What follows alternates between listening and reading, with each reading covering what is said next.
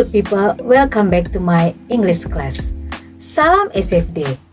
I'm sure that all of you have ever visited beautiful places such as tourist objects around your district. When someone asks you about the place, you need to describe the place, right? Today's lesson is about descriptive text. In this video, I will tell you about what descriptive text is, the purpose, generic structure, language feature, and the example. So, let's join my class and keep watching.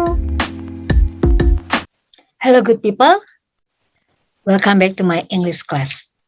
Today's lesson is about descriptive text. Baiklah, topik kita pada kali ini adalah descriptive text. Before we learn about this topic, I will tell you the learning objective. Sebelum kita memulai pembelajaran, saya akan menyampaikan tujuan pembelajaran.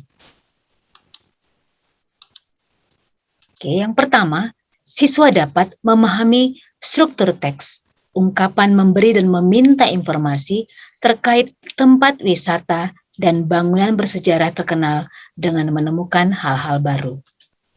Yang kedua, siswa dapat memahami unsur kebahasaan ungkapan memberi dan meminta informasi terkait tempat wisata dan bangunan bersejarah terkenal dengan efisien dan efektif. Okay. What is descriptive text? Apa itu teks deskriptif? Ya, a text that describes a particular person, animal, place, or thing. Jadi, apa itu teks deskriptif text? Ya, apa itu teks deskriptif? Jenis teks yang mendeskripsikan orang, hewan, tempat, tumbuhan, maupun benda mati. Jadi, ketika kamu mendeskripsikan sesuatu, apakah itu orang, berarti kamu sudah membuat sebuah teks deskriptif. Atau kamu kalau mendeskripsikan hewan, bagaimana bentuk seekor hewan, dan seterusnya.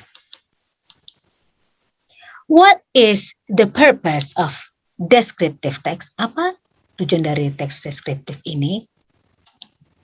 Purpose of the descriptive text is to describe a particular person, place, or thing in detail. Jadi tujuannya adalah untuk memberikan informasi, menjelaskan atau menggambarkan seseorang, tempat atau benda secara rinci. Jadi tadi kalau ditanya mendeskripsikan orang, kamu mungkin hanya mendeskripsikan secara garis besarnya saja. Tapi sebenarnya tujuan dari descriptive text adalah untuk memberikan informasi secara rinci. Oke? Nah, the generic structure. Sebelum kita membuat sebuah teks descriptive text ini, you need to know the generic structure. Kamu harus tahu generic structure atau struktur dari sebuah teks deskriptif ini. The first is identification and the second is description. Identification is identifying the phenomenon to be described. Jadi generic structure atau struktur dari teks deskriptif ini yang pertama adalah identification, yaitu mengidentifikasi fenomena yang akan dideskripsikan. Jadi di sini apa bendanya, kemudian di mana subjek itu yang akan dideskripsikan tadi berada, kira-kira seperti itu. And the second is description, describing the phenomenon in parts, qualities, or and characteristic. Nah, yang kedua ini adalah bagian mendeskripsikan dari benda tersebut atau dari orang tersebut atau hewan tersebut, tumbuhan tersebut, dan menyebutkan bagian-bagiannya, kemudian kelebihan-kelebihannya, kualitasnya, atau juga karakteristiknya atau sifat-sifat yang melekat pada benda atau makhluk tersebut. Oke. Identification itu merupakan bagian pendahuluan yang merupakan gambaran umum atau mengidentifikasi fenomena atau objek yang akan dibahas. Seperti tadi katakan what, where the subject being described is. Apa, di mana subjek yang akan dideskripsikan itu berada. And the second is description. Bagian yang memuat ciri-ciri khusus yang dimiliki orang, tempat, atau benda yang dideskripsikan. Misalnya, sifat-sifat, tampilan fisik, dan hal lain yang dituliskan dengan spesifik. Jadi ini adalah bagian-bagian dari sebuah teks deskriptif. Oke, look at the language feature. Mari kita lihat unsur kebahasaan dari teks deskriptif ini. The first is using simple present tense. Kenapa menggunakan simple present? Karena menyatakan fakta dari objek yang dideskripsikan. Misalnya kamu disuruh mendeskripsikan Bukit Kubu. Kamu pasti akan menyatakan fakta mengenai Bukit Kubu yang kamu lihat. Nah, untuk menyatakan fakta itu kamu gunakanlah simple present tense. Okay. The second is focus on special object.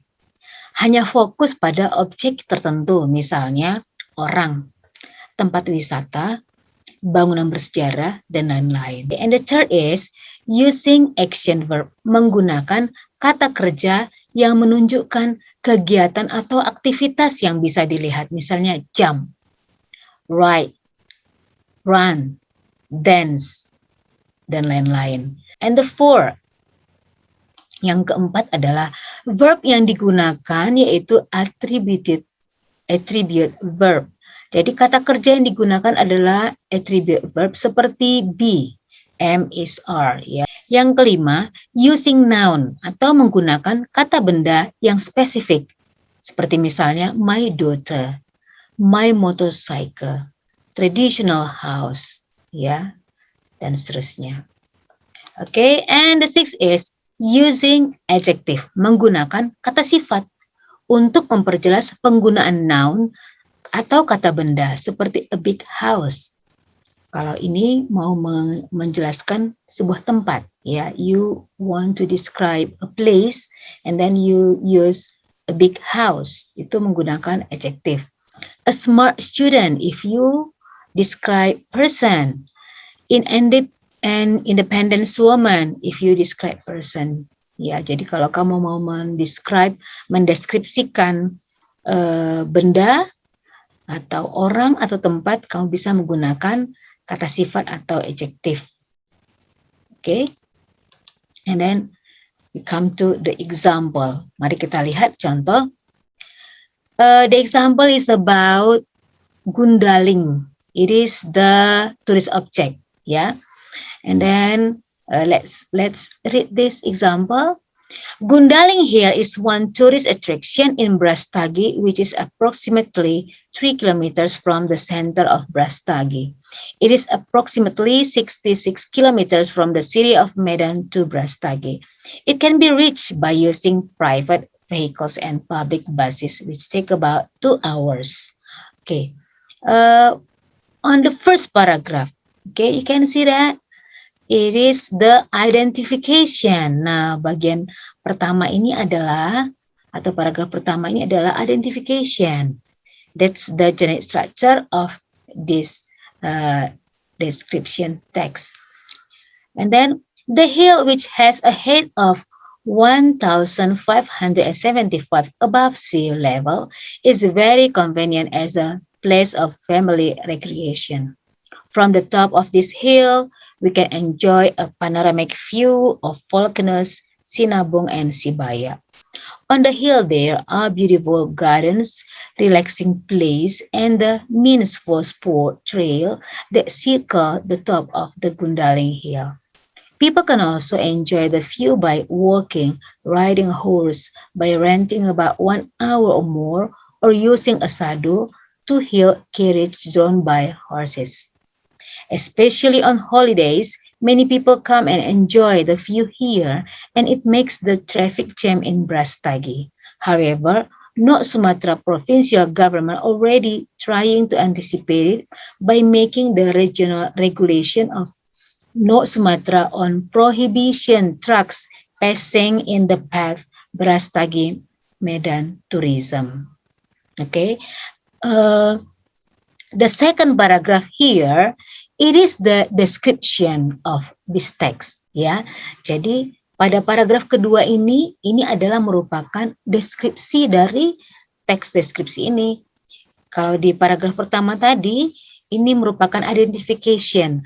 Ini describe about what, ya, apa yang mau dideskripsikan. Di sini adalah Gundaling Hill. And then where, di mana tempatnya, lokasinya. Lokasinya berada di center of Brastagi. Okay, it's clear.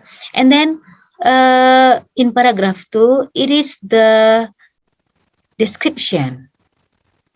It tells about the detail of the Gundaling Hill. Jadi pada paragraf kedua ini memuat detail atau rincian dari Gundaling Hill ini.